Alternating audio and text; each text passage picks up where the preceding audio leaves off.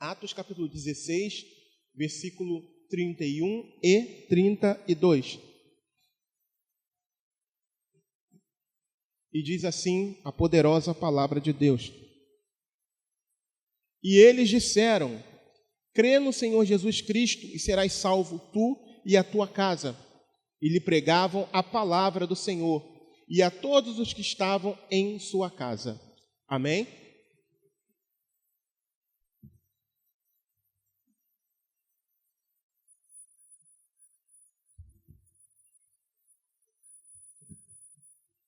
Bem, amados irmãos, esse texto é uma narrativa de Paulo e Silas em Filipos. E ali, depois de uma visão de um varão vestido com a roupa típica daquela localidade, da Macedônia, Paulo tem uma visão e esse varão chega: olha, passa a Macedônia e ajuda-nos. E Paulo parte para esse lugar, entendendo que ele estava sendo chamado para o anúncio do Evangelho. Chegando ali, mais precisamente na cidade de Filipos, Paulo normalmente procurava a sinagoga, mas como não havia sinagoga naquele lugar, ele procura um local onde os judeus costumavam orar, e esse local era à beira do rio. E ali, Paulo compartilha da palavra de Deus e ele percebe uma mulher chamada Lídia, que era vendedora de púrpura. Ele percebe, o Espírito Santo dá a Paulo o direcionamento de conversar com ela a respeito do Evangelho. Lídia era uma mulher que não era judia, não sei se essa palavra existe, era uma prosélita, que era alguém que não era judeu, mas que estava convertido ao judaísmo. Então, Lídia era essa pessoa. Ela ainda não havia se convertido a Cristo, mas já era uma mulher piedosa. E ali Paulo fala para ela, prega o Evangelho em particular para ela, e ela se converte. A partir do momento que ela se converte, ela diz, no versículo 15, ela é batizada, ela e toda a casa dela. Olha que coisa maravilhosa. Ela se converte, a evidência de seu batismo, ela e toda a sua casa se convertem ao Senhor, e ela faz um convite para eles. Olha, versículo 15, se haveis julgado que eu seja fiel ao Senhor, entrai em minha casa e ficai ali. E nos constrangeu a isso. Isso aqui é Lucas contando essa história. E aí, Paulo fica ali, naquela casa, hospedado, mas nós sabemos que Paulo, não apenas Paulo, mas toda a equipe que estava com ele, eles eram homens de oração. Eles eram homens de oração. E por conta disso, por exemplo, no versículo 16, diz assim: aconteceu que indo nós à oração, nos saiu ao encontro uma jovem que tinha um espírito de adivinhação, a qual, adivinhando, dava grande lucro aos seus senhores. E essa menina, durante alguns dias, ela estava sendo usada pelo diabo para falar a verdade. E ela dizia o seguinte: esses homens que nos anunciam o caminho da salvação são servos do Deus Altíssimo. Ela não estava falando a mentira, tá? Mas Paulo, rejeitando aquela verdade do diabo, depois de alguns dias, perturbado com aquilo, se volta para ela e expulsa o demônio que estava nela. Aquela menina era uma escrava. E ela tinha os seus senhores. e por ter um espírito de Pitom sobre ela, uma das palavras utilizadas, aquela era uma pitonisa, e daí o espírito de Pitom, que era um espírito de adivinhação, era uma divindade da antiguidade. Então, ela adivinhava e dava lucro aos seus senhores. E algo que eu já acredito que tenha sido aqui, ou em Maricá, não lembro agora, eu comentei que ela mantinha toda essa cidade debaixo, ela não, os demônios que a usavam, mantinham toda a cidade debaixo desse jugo. E quando Paulo, usado por Deus, cheio do Espírito Santo de Deus, e a sua equipe, expulsam esse demônio dessa menina, primeiro, o lucro desses homens, a fonte de lucro acaba. Eles não estavam interessados na menina como uma simples escrava para fazer alguma coisa. Eles estavam interessados no lucro que ela gerava para eles. Acaba. E eles ficam, obviamente, revoltados com isso. E o pior de tudo, o inferno entra em polvorosa. Porque imagina uma menina que era instrumento de jugo para uma cidade. Era essa menina. E com isso, os seus senhores vão até a cidade, vão até os magistrados da cidade, reclamar daquela nova doutrina, daquilo que era estranho ao costume deles. Eles são injustamente julgados e condenados. E com isso, eles são lançados na prisão. Mas antes de serem lançados na prisão, eles, logo em seguida, seguindo esse julgamento, eles tiveram as suas roupas rasgadas, foram duramente açoitados. E, depois de terem sido açoitados, estarem feridos, foi dado a ordem que eles fossem presos no cárcere inferior. E ainda assim, ali naquele cárcere inferior, eles também foram presos com seus pés nos troncos. Ou seja, além da vergonha que eles passaram de terem as roupas rasgadas, além de terem os seus pés presos a troncos no cárcere inferior, que era um local insalubre, um local escuro, um local úmido, um local onde não se via a luz do dia, não corria ar. Eles ainda estavam sendo torturados por essa questão, pelo fato de estarem com seus pés presos ao tronco de árvore, porque eles mal poderiam se mexer. Então, pensa num cenário. Eles estavam com as costas dilaceradas por causa dos açoites, e não apenas isso, também com os seus pés presos ao tronco dentro do cárcere, eles mal podiam se mover, porque todas as vezes que eles se moviam, era uma dor alucinante que eles sentiam. E esse era o quadro que se apresentava Paulo e Silas em meio à prisão. Esse era o quadro. E aí, o texto que a gente leu trata da conversão de um homem romano, o carcereiro. O carcereiro era um cidadão romano, ou seja, ele era além de ser um cidadão romano, ele era um funcionário público do Estado. E tinha por religião o Estado, porque ele acreditava que César era o seu Deus.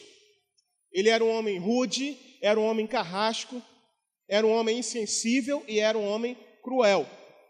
Aliás, para ser um carcereiro, não podia ser alguém bonzinho, tinha que ser alguém realmente com essas características. E a forma injusta como Paulo e Silas foram tratados, como nós falamos aqui, na sua forma pública de julgamento, de vergonha, e todo o tratamento, tanto dos açoites, quanto depois, lá dentro no cárcere, humanamente falando, era suficiente para que esses homens, Paulo e Silas, tivessem uma repulsa muito grande do carcereiro. Porque o carcereiro estava representando quem? Roma. Estava representando o Império Romano e tudo aquilo que havia sido feito a eles naquele momento ali. Mas pelo contrário, irmãos, a delicada situação no qual eles se encontravam não foi suficiente para que eles odiassem os seus algozes, não foi. Eles não praguejaram, eles não se desesperaram, eles não se revoltaram contra Deus. Pelo contrário, eles tinham por esperança ver a conversão desse homem que os havia encerrado no cárcere inferior.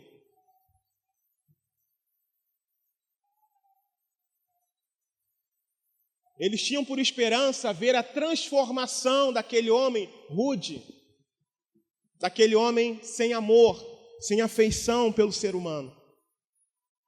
E por esse motivo, contrariando toda a expectativa humana e do inferno,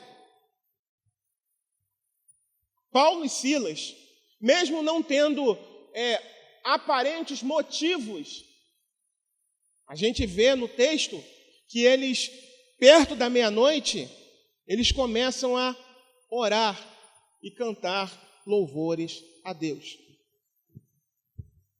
E esse é o primeiro ponto. Eles estavam cheios do Espírito Santo de Deus. Vejam que a característica de um homem, ou de alguém, ou de uma mulher, que é cheio do Espírito Santo de Deus, é que apesar das adversidades, apesar de tudo, ele sabe, ou ela sabe, quem é o Deus em quem ela tem crido. E Paulo e Silas não eram diferentes.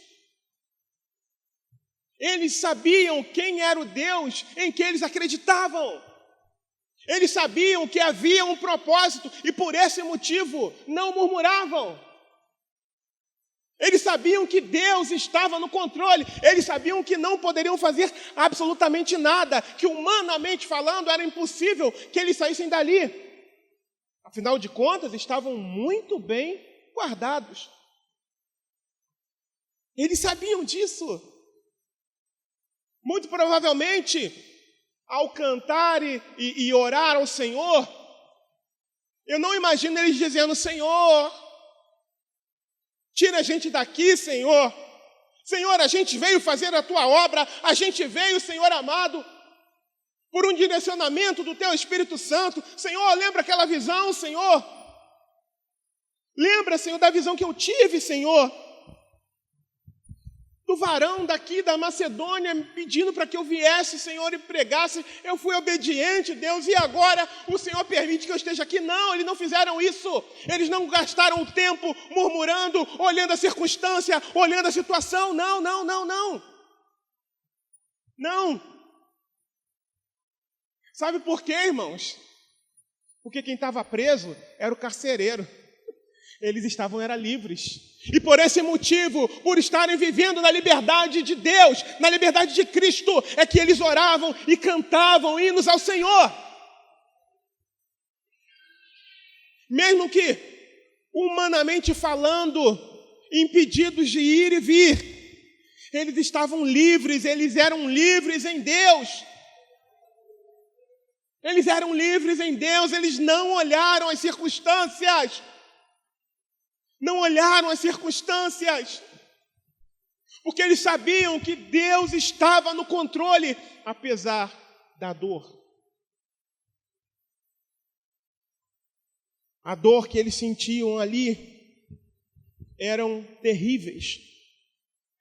Amados, as circunstâncias em que eles estavam vivendo ali, naquele cárcere, naquele momento, não eram favoráveis à oração e ao cântico, mas ao ódio e à murmuração, e até mesmo ao abandono da fé. Mas esses homens acreditavam em Deus e sabiam que mesmo no vale, Deus estava no controle. Mesmo no vale, mesmo na adversidade, mesmo na incerteza, Deus estava no controle. E por isso, o coração deles era grato ao Senhor. E por esse motivo, o coração deles estava livres para adorar, livres para celebrar na presença do Senhor, livre.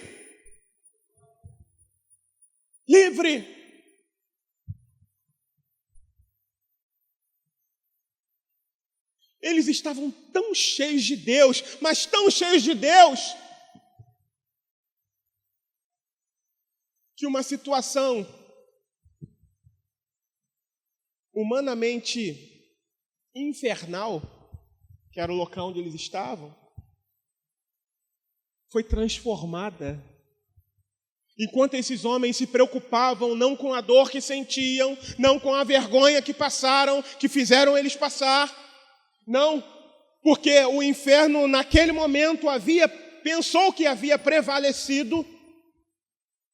A preocupação deles não eram as circunstâncias ao seu redor, não foi aquilo que o diabo orquestrou, arquitetou, não. Mas a preocupação deles, única, era adorar ao Senhor, era celebrar ao Senhor, era orar ao Senhor, era engrandecer ao nome do Senhor, era enaltecer ao nome do Senhor, porque eles sabiam que Deus, mesmo naquela situação que eles estavam vivendo, Deus continuava sendo digno de ser honrado. Ele continuava sendo digno de ser adorado. E o negócio foi ficando bom. Foi ficando bom. Já comentei isso aqui numa outra palavra, mas eu vou falar de novo que isso aquece muito o meu coração. Sabe, Durval, quando a gente se abraça, aquele perfume gostoso que esse meu irmão usa aqui, né? Aquele incenso suave. Não é só com Durval não, tá, irmão? Não fiquem com ciúme não, por favor. Tantos outros irmãos também. Que eu olhei para ele e falei logo. Sabe aquele incenso suave que vai chegando às narinas de Deus? Isso foi acontecendo. Imagina um lugar insalubre, fétido. Um lugar que não era bom de estar ali. Mas quando a presença de Deus chega, quando homens e mulheres cheios do Espírito Santo de Deus estão, a atmosfera é transformada, não por eles, mas por quem habita neles, mas por quem está governando a vida deles. O Espírito Santo estava ali. E em meio à escuridão, eles não podiam enxergar, porque estavam no cárcere inferior embaixo. E essa prisão, ela tinha divisões, tinha uma área que era arejada, que corria vento, eles não estavam ali, estavam numa área mais embaixo. Eu não encontrei essa questão, mas, e acho que, se não me falha a memória, eu já comentei também sobre isso, que nesse lugar corria excrementos de pessoas, por isso que o local não era bom. Mas imagina como é que o Espírito Santo de Deus trabalha, como Deus trabalha. Deus não está preso às circunstâncias. Deus se utiliza de situações difíceis e ruins na vida do crente para que a sua glória seja manifesta, para que o seu poder seja manifesto. E foi isso que aconteceu. Eu fico imaginando eles.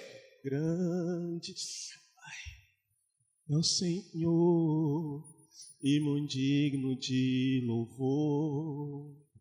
Queremos o teu nome engrandecer. Sem lembrar dos açoites, mas lembrando do sacrifício de Jesus na cruz do Calvário. Lembrando da recompensa que estava aguardando se eles fossem fiéis até o fim. E agradecer-te por tuas obras em nossas vidas. Confiamos em teu infinito amor.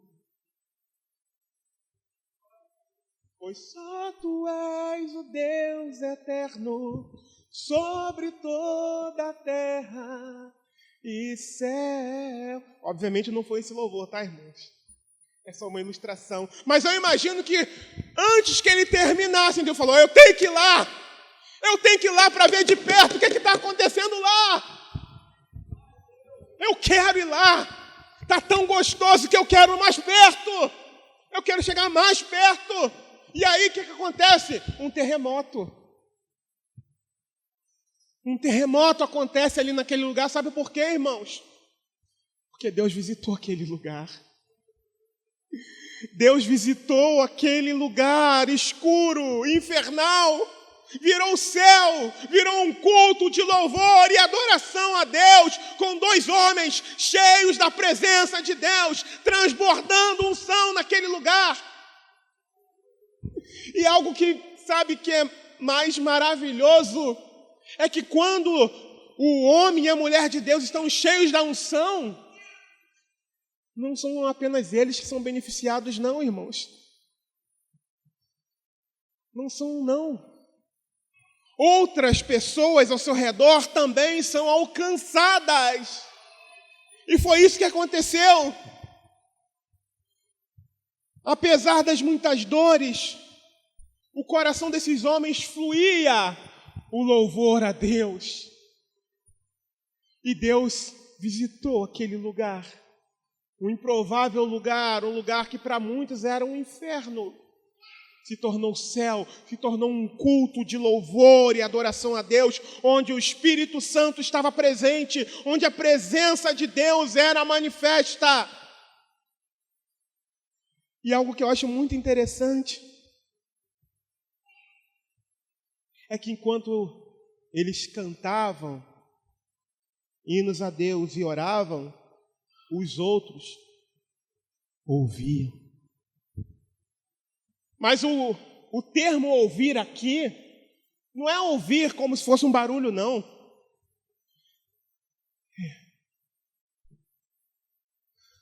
Sabe, o coração se aquecer? É isso que o texto, que o termo ouviam está dizendo. Ou seja, os encarcerados ali que estavam ouvindo Paulo e Silas adorando ao Senhor, estavam sendo impactados também pela presença de Deus ali naquele lugar. Porque é impossível o Senhor derramar a sua graça, a sua unção, e outras pessoas que estiverem ao redor, se estiverem atentos, se estiverem ligados, não sentirem a presença de Deus. Impossível. Ontem nós estivemos numa cerimônia de casamento que, na verdade, foi um culto em adoração a Deus. Irmãos, e que culto! Que culto! O culto estava tão bom, mas tão bom, que eu não sei se quem estava lá percebeu. Durante os louvores, olha que coisa interessante. Durante os louvores, tinha uma pessoa, se eu não me engano, não era a luz não era a iluminação não, estava segurando a iluminação, não suportou a unção daquele lugar e caiu possessa. Ninguém pôs as mãos sobre a menina caiu possessa. Não sei se todos que estavam lá perceberam, mas ela estava possessa ali. E a prova disso é que quando levaram ela, aquela coisa, está passando mal, né? A prova disso é que levaram ela para o lado assim, e enquanto tinha um grupo ungido adorando ao Senhor, ela tentava tapar os ouvidos. E ali o Senhor deu o discernimento, ela está possessa, não está passando mal. É porque estava num lugar de alimentação farta, né? Enfim. Mas o que era aquilo? A unção de Deus. O poder de Deus ali naquele lugar, irmãos. Foi maravilhoso, maravilhoso. E aqui, obviamente, foi muito maior do que ontem lá, onde nós estávamos. Porque logo a seguir que ocorreu um terremoto, em primeiro lugar, esses homens eram e estavam cheios do Espírito Santo de Deus. Em segundo lugar, a unção de Deus na vida de um servo de Deus,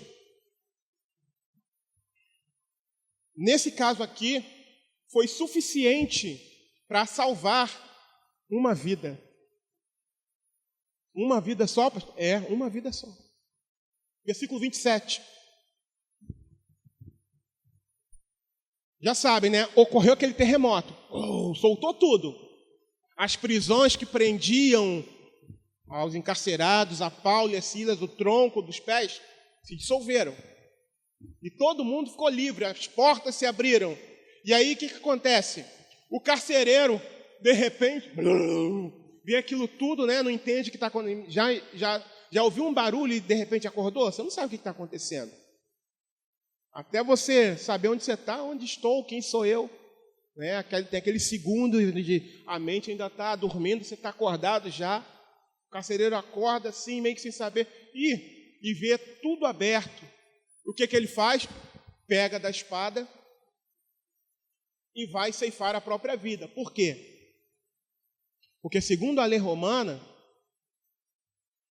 ele não seria, se de fato houvesse ocorrido a fuga dos prisioneiros, ele não seria julgado pelo terremoto que aconteceu e a abertura das portas.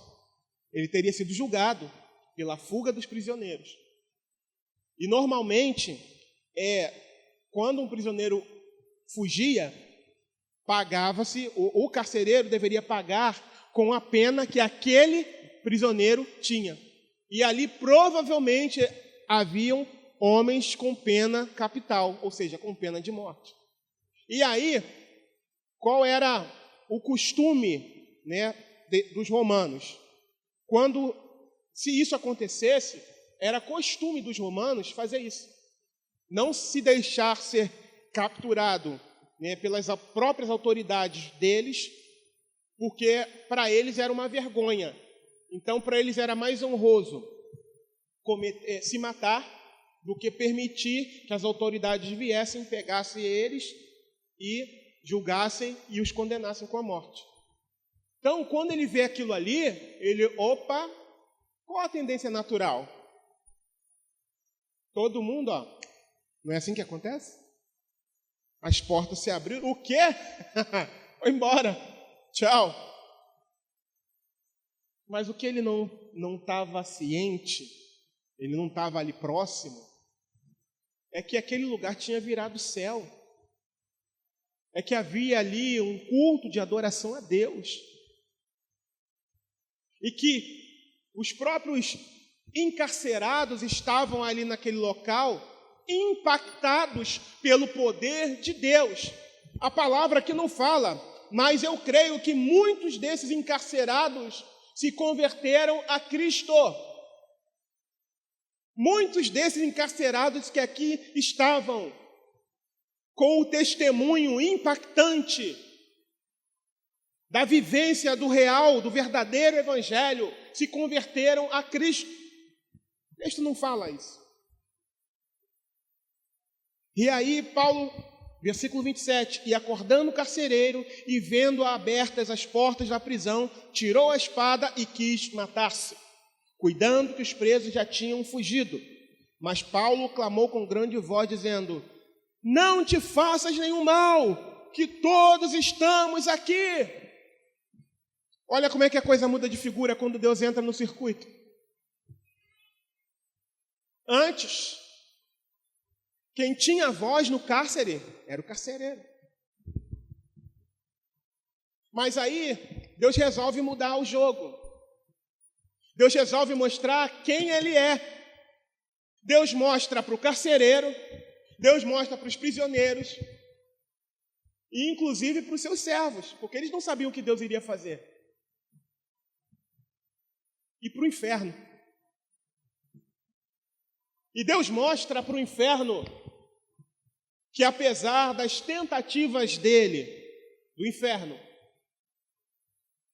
de frustrar a vontade de Deus, ela não é frustrada, porque Deus é soberano. Eu quero até ousar dizer algo. Mesmo que o inferno não tivesse noção, ele mesmo trabalhou para Deus, para a glória de Deus. Mesmo que o inferno não tivesse noção, o inferno achou que iria parar a Paulo, mas Deus é quem tem a última palavra, irmãos. Deus é quem tem a última palavra, é Ele quem dá a última palavra. Quando o inferno, quando o diabo e seus anjos acham que, pum, acabou, vencemos. Deus, eu tenho a última palavra. Ele tem a última palavra, Ele é o Todo-Poderoso. Ele conhecia Paulo e Silas que estavam ali naquele cárcere. Ele sabia daquilo que iria acontecer ali. Ele sabia por que Paulo e Silas estavam ali com um propósito. E qual o propósito? Salvar almas do inferno. Apesar da dor, apesar da humilhação, Deus tem os seus métodos. Deus tem a sua maneira e não compete a nós questionarmos. E aí o carcereiro vai se matar. Ei, aí o jogo muda. Antigamente quem mandava, todo mundo quietinho aí, quem manda aqui sou eu, o responsável aqui sou eu. Agora o jogo muda. Agora é Paulo, não faz isso. Está todo mundo aqui, ninguém foi embora. Quando Deus entra no circuito, irmãos, o jogo muda. Deus estava no negócio, ninguém foi embora. Não foi por medo, não. Foi porque a presença de Deus é maravilhosa. Ninguém foi embora porque o local estava prazeroso demais, tinha virado um paraíso. Ninguém foi embora porque Deus estava ali, porque o Salvador estava ali. Aquele que tem um nome mais doce do que o mel estava ali. Aquele que resgata a alma do inferno estava ali. Como eu disse, provavelmente alguns que estavam ali estavam condenados à morte. E estavam condenados ao inferno. E se alguns desses creram em Cristo Jesus, ainda que tenham sido mortos pelo império, por conta do crime que cometeram, hoje estão no paraíso, hoje estão na glória, não foram condenados por Deus. Olha que coisa maravilhosa, olha como Deus age, olha como Deus trabalha. Aleluia. Paulo, livre. O carcereiro é que estava preso. É isso que a palavra nos mostra aqui. Paulo, preso, fisicamente aprisionado, estava livre. E o carcereiro, fisicamente livre, estava preso. Não. Ei, para. Está todo mundo aqui. Está todo mundo aqui. É claro que não há um diálogo do jeito que eu vou falar aqui, mas eu fico imaginando o carcereiro olhando, como assim todo mundo aqui? O que aconteceu aqui? Mas logo assim que ele recobra o sentido,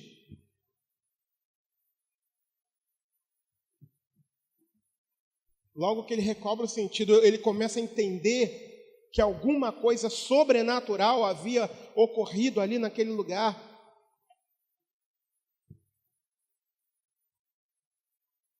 Paulo fala, olha, não te faças nenhum mal, que todos estamos aqui, versículo 28, versículo 29. E pedindo luz, saltou dentro, e todo trêmulo, se prostrou, se ajoelhou diante de Paulo e Silas. Aquele homem que provavelmente bradava como um leão, como se fosse um leão, furioso, rude, mal educado com os prisioneiros. Agora ele se apresenta trêmulo diante de um Paulo cheio do Espírito Santo, livre, sem as algemas ali, sem as cadeias que prendiam seus pés, sem um tronco, e com todo mundo ali, sem ter fugido, sem ter ido embora. E o que ele faz? A unção que estava ali, que os presos haviam sentido e não foram embora por conta disso, acaba impactando ele também. Olha que coisa maravilhosa. Então, aqui nesse ponto 2, Paulo é instrumento de Deus para salvar a vida desse homem.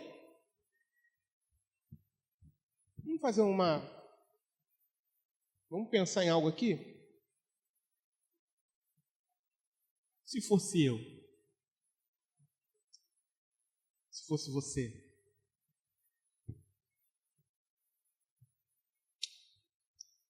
será que seria a hora da vingança? Será que teria sabor de mel? Na hora que ele pegou da espada e aí o crente tem sabor de mel, tem sabor de mel.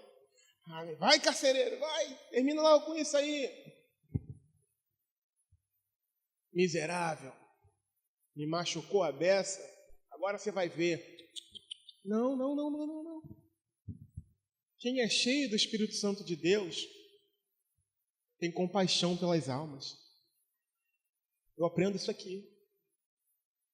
Apesar de ser um homem rude, ruim, mal educado e tantos adjetivos ruins, falando do carcereiro, Paulo sabia porque estava ali. Ele acabara de entender a sua missão. E a missão dele não era praguejar, não era pedir para que Deus, assim como João, Senhor, quer que oremos e pedimos para que o Senhor envie um raio do céu para consumir todo mundo? Não era isso, não. A missão dele não era essa. A missão dele era dar vista ao cego.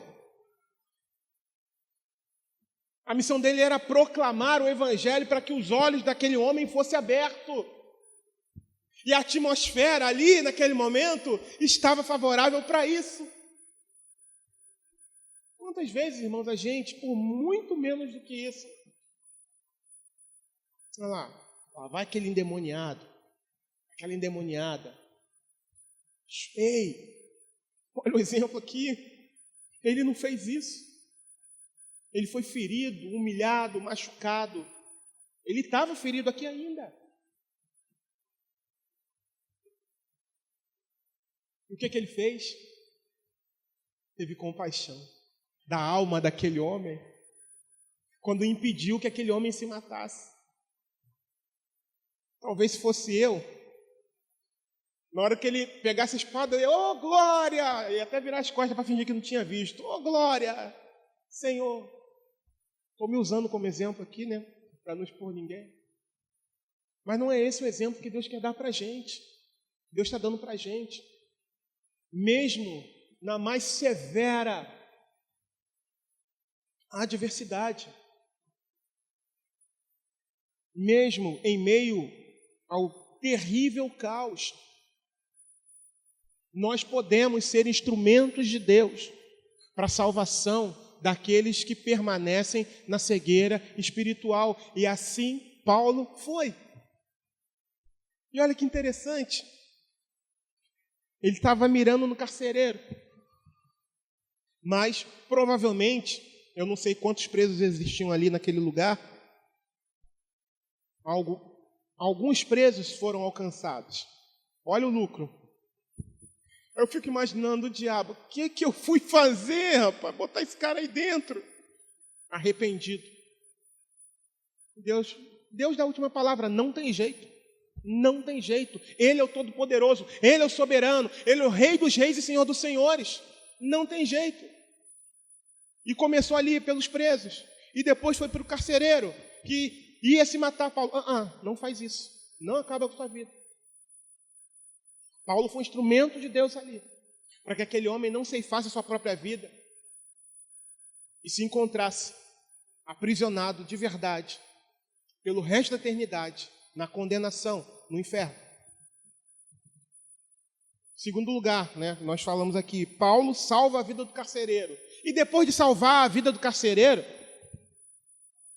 a gente começou a ler aqui, né, versículo 28 e 29, o carcereiro reconhecendo a autoridade de um homem de Deus, cheio do Espírito Santo, o carcereiro sentindo aquela atmosfera, porque ele não estava tremendo por causa de Paulo, irmãos, não estava. Ele estava tremendo por causa da unção daquele lugar que estava em Paulo e Silas. Deus estava ali. A presença de Deus estava ali. Não era por causa do homem Paulo. Quem é Paulo sem Deus? Quem sou eu sem Deus? Quem é você sem Deus? Então o tremor dele não foi porque Paulo fez tremer, não foi Paulo que fez aquilo. Foi a presença de Deus. E aí ele chega ali trêmulo, se ajoelha diante de Paulo. Trêmulo. Por favor, acendam a luz. Ou acendam a tocha. Aí tira Paulo e Silas para fora. Gente, isso é maravilhoso. Olha a pergunta que ele faz. Versículo 30. E tirando-os para fora, disse: Senhores, que é necessário que eu faça para ser salvo? Jesus venceu! Jesus prevaleceu! Aquele culto não foi em vão ali naquele lugar. A presença daqueles homens não foi em vão. Cumpriu o seu propósito eterno. Cumpriu o seu propósito divino.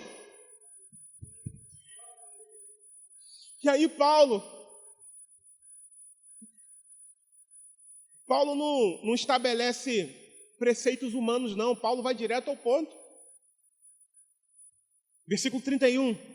E eles disseram: crê no Senhor Jesus Cristo e serás salvos, tu e a tua casa. Glória a Deus, aleluia. E aí, falou isso. E aí o que ele faz? Prega a palavra, prega o evangelho para eles. E para todo mundo da casa deles. Primeiro ele fala: vocês precisam crer. Crer em quê? Crer em quem? Em Jesus Cristo. E será salvo você e a sua casa. Vamos lá. Uma coisa que é importante a gente entender nessa frase, nesse versículo.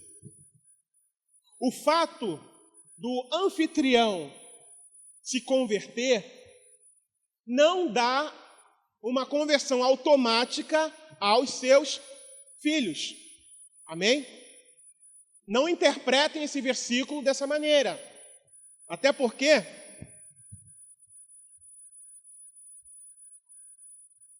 o 31 fala: crê no Senhor Jesus Cristo e serás salvo tu e tua casa.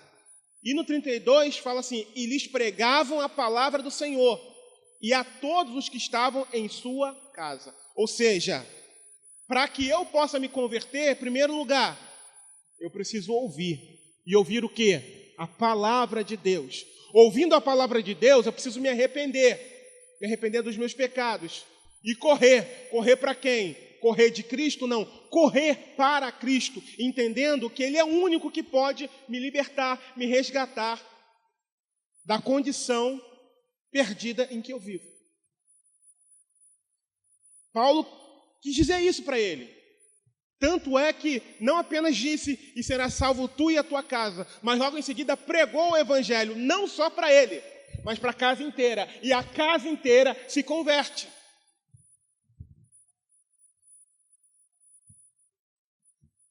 Olha que coisa linda, versículo 33. E tomando-os ele consigo naquela mesma hora da noite, lavou-lhes os vergões, e logo foi batizado, ele e todos os seus. Glória a Deus. Jesus prevaleceu, Jesus venceu, o propósito de Deus foi cumprido. Olha que coisa linda que Deus faz. Olha que coisa linda que Deus faz. Que coisa maravilhosa que Deus faz. Versículo 34. E, levando-os à sua casa, lhes pôs à mesa. E alegrou-se de que com toda a sua casa havia crido em Deus. A salvação em Jesus Cristo, irmãos, traz regozijo, traz novidade de vida, traz alegria. Você sabia que esse homem aqui correu risco? Ele era um carcereiro. E quem visse de fora, Paulo e Silas, assentado à mesa dele, poderia tomar atitudes que o prejudicassem na sua função no Estado. Porque eles iriam entender, poxa, daqui a pouco esse cara foge, ele é um carcereiro, ele é mau. E para você ver que a mudança que ocorreu nele, que o Evangelho faz, ele lavou as feridas de Paulo e Silas. A gente acabou de ler aqui, versículo 33. Lavou-lhes os vergões, ou seja, as feridas que foram causadas pelos açoites. Aquele homem estava demonstrando uma transformação, que não foi Paulo quem fez, mas o Espírito de Deus. E, se alguém está em Cristo, nova criatura é. As coisas velhas se passaram, eis que tudo se fez novo. Isso aconteceu na vida do carcereiro e em toda a sua casa. Esse é o poderoso Evangelho. O Evangelho que salva, o Evangelho que liberta, um Evangelho que traz vida, um Evangelho que nos faz nos preocupar com as almas perdidas, ainda que sejamos temporariamente feridos, ainda que sejamos temporariamente bloqueados de alguma forma. O Evangelho não tem limites, não tem barreiras, e Paulo provou isso aqui em Atos 16. Ainda que aprisionado, o Evangelho estava livre e muitas almas foram resgatadas para a glória de Deus. Mediante o poder do Espírito Santo. Isso é lindo, isso é maravilhoso.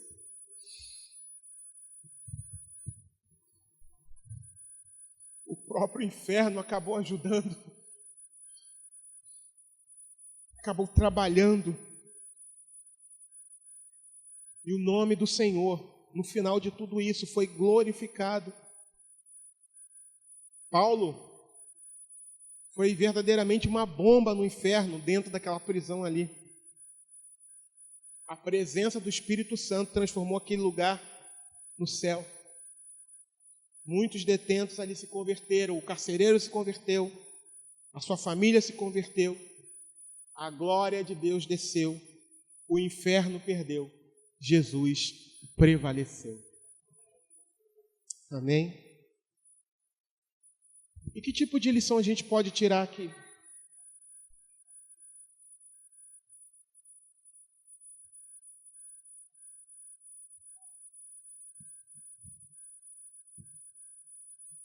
Nós que levantamos a bandeira do Evangelho,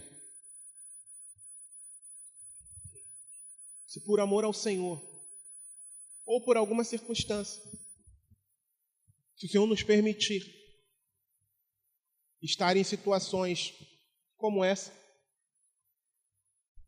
que nós venhamos ou melhor, que o Espírito Santo traga à nossa memória que com Ele, apesar da dor, apesar de perdas, nós já somos muito mais do que vencedores em Cristo Jesus. Porque tendo essa mentalidade, sendo cheio desse Espírito, do Espírito da verdade, do Espírito Santo, quando o dia mau chegar para cada um de nós, a gente não vai ser parado pela circunstância. Não vai. Paulo e Silas tinham todos os motivos para pararem, temporariamente. Mas eles entenderam que não era necessário parar, porque estavam livres em Deus. E da mesma forma, você e eu. Hoje nós estamos livres aqui. E se em algum dia, por amor ao Senhor, por não negarmos ao Senhor, por amarmos a palavra, coisas semelhantes puderem acontecer com a gente, Deus permitir que aconteça conosco. Ou até mesmo, se de repente alguém cai enfermo no hospital, mas não está desimpedido de falar, use aquele momento, use quaisquer momentos para a glória de Deus. Porque o próprio apóstolo Paulo fala que essa leve e momentânea tribulação produzirá em nós um peso de muito excelente glória. Que ousadia de Paulo, né? Falar das dificuldades que passa a leve e momentânea. Mas por que ele fala isso? Por causa da eternidade. O tempo de vida que nós temos aqui é isso aqui. E a eternidade não tem fim. Por isso que ele diz, olha, essa leve e momentânea tribulação produzirá em nós um peso de muito excelente glória. É por isso. Porque o foco dele não estava no aqui e no agora.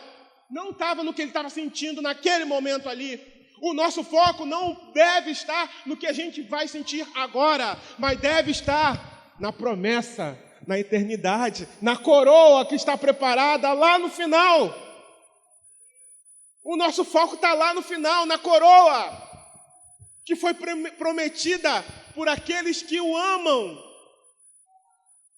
E é isso que Deus quer. Muitas das vezes, irmãos, Deus usa o sofrimento. Aqui, por exemplo, Paulo e Silas prevaleceram. Mas quantos? Mês passado, a gente falou aí da igreja perseguida.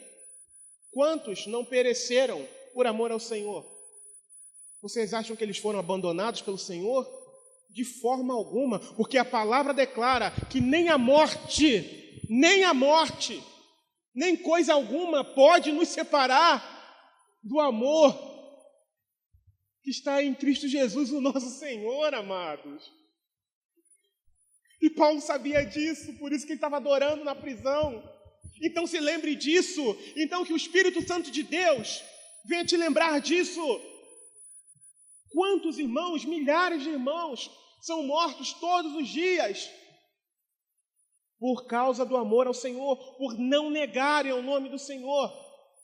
Nesse episódio aqui, Paulo e Silas se safaram.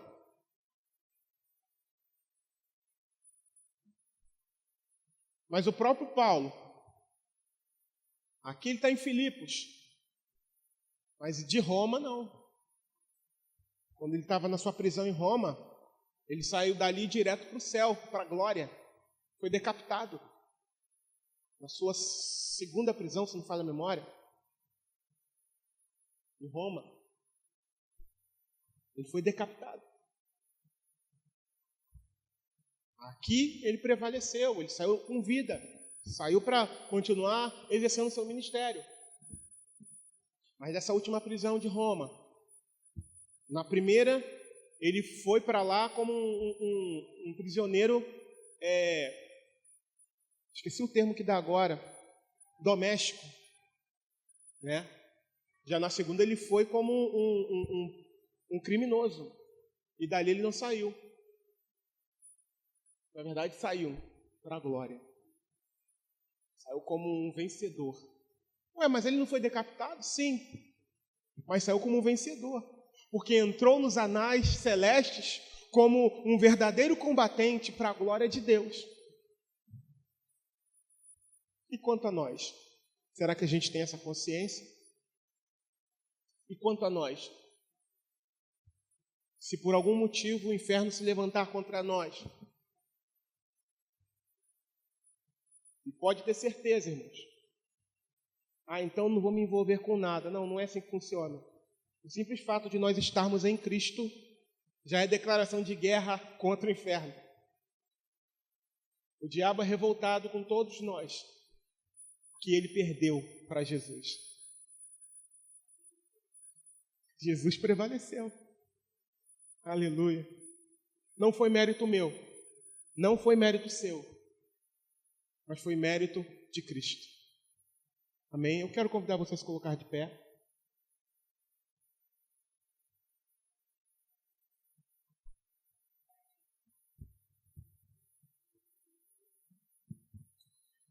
Aleluia. Vidas salvas. Vidas salvas.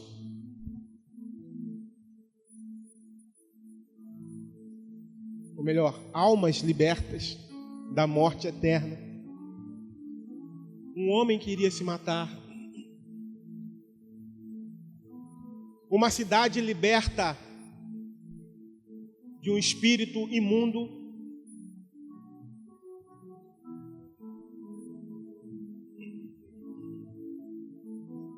Uma mulher religiosa salva. Ou melhor, uma mulher religiosa e sua família salvos. Olha aí o resultado da obediência de Paulo. Sejamos obedientes à palavra. Venhamos a nos encher do Espírito Santo de Deus. É isso que o Senhor tem conclamado a cada um de nós, a nos enchermos, a sermos homens e mulheres de oração. Eu não vou dizer que era o segredo de Paulo, porque está aqui. Mas a força de expressão, né? Esse era o segredo de Paulo. O fato de estar cheio. Ele era um homem de oração. E tudo começou justamente porque ele estava indo orar, lá na beira do rio, lembra? Aquela menina com espírito de adivinhação.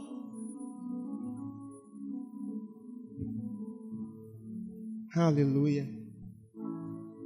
Que nós venhamos a buscar, assim como Paulo buscava, para que outras vidas sejam alcançadas pelo poder de Deus. É isso que Deus está comunicando para nós. Ele quer alcançar outras vidas através de nós. Mesmo que hajam marcas em nós. Mesmo que hajam lágrimas. Mesmo que haja dor. Mesmo que haja perda. Deus continua no controle.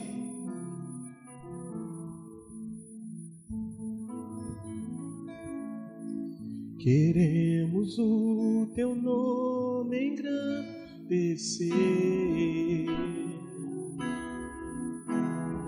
e agradecer-te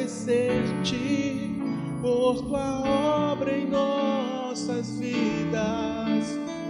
Confiamos em teu infinito amor,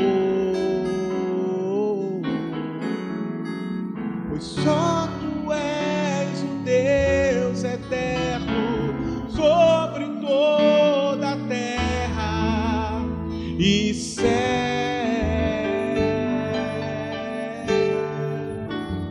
Oh, aleluia.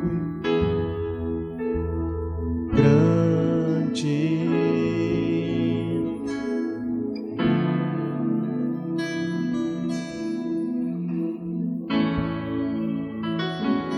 Ajuda-nos, ó Senhor.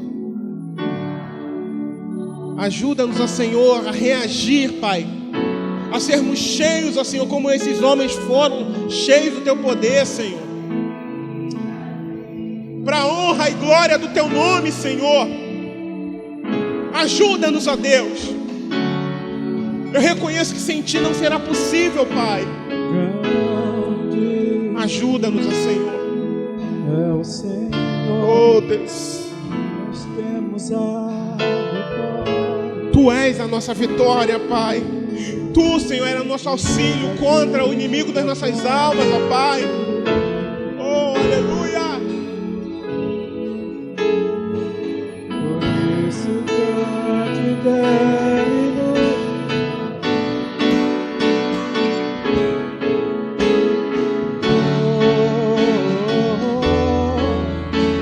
Queremos o teu nome engrandecer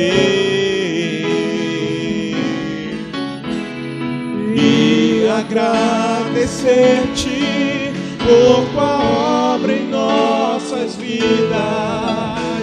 Confiamos em teu infinito amor, pois só tu és o Deus eterno sobre toda a terra e céu.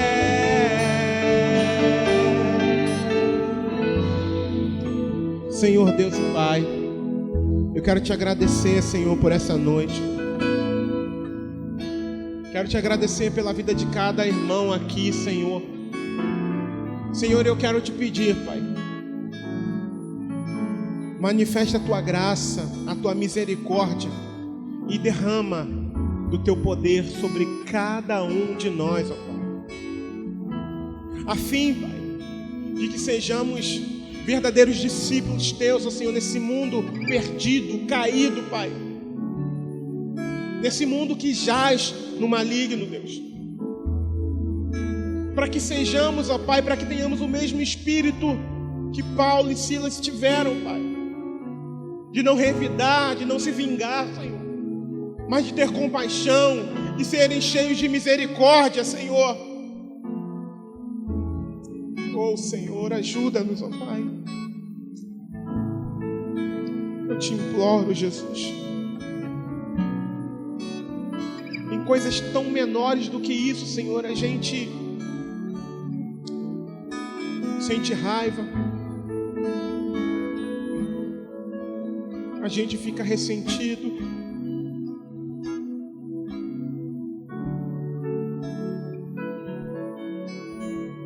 Tem pessoas que deixam até de falar com o irmão. Livra-nos dessas coisas, ó Senhor. Liberta-nos, Senhor, dessas coisinhas, ó Senhor, que querem nos arrastar para a condenação, Deus. Que sejamos maduros na fé, Senhor. Que sejamos cheios do teu Espírito Santo, Deus. Que sejamos cheios de ti, Pai, que venhamos a transbordar e exalar o teu bom perfume em quaisquer circunstâncias, ó Deus. Oh, Deus, liberta, restaura, salva vidas aqui nesse lugar, Senhor, eu te imploro, Pai. Manifesta da tua glória, manifesta do teu poder, Senhor. Manifesta da tua graça. Que haja arrependimento de pecados, ó Deus.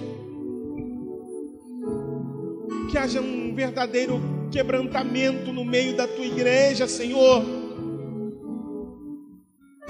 Que sejamos todos renovados para a glória do teu nome, Senhor. Que haja paixão e compaixão pelas almas, ó Deus. Oh, Senhor, ajuda-nos, ó Pai. Ajuda-nos, ó Senhor. Eu venho te pedir, Deus, para o louvor da tua glória, em nome de Jesus.